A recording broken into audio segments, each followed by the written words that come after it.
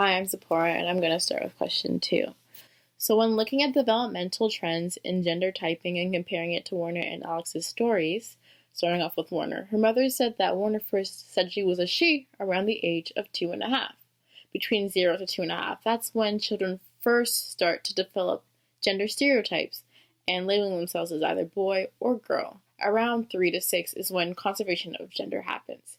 Alex's father said that she would scream and yell that she was a boy whenever she was called or referred to as otherwise. Between the ages of 7 to 11, that's when gender stereotypes become more fluid. Around that age is when Alex talks about joining the softball team and realizing that girls were just as capable of doing things that were considered boyish.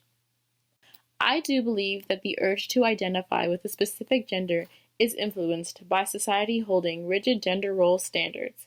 The textbook does point out several times that males and females do have more similarities than differences, and that many differences that do exist can partly be explained by socialization.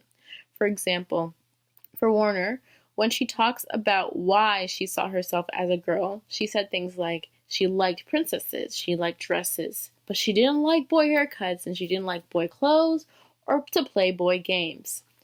Those are all social things that you can change about yourself without redefining your sexual orientation.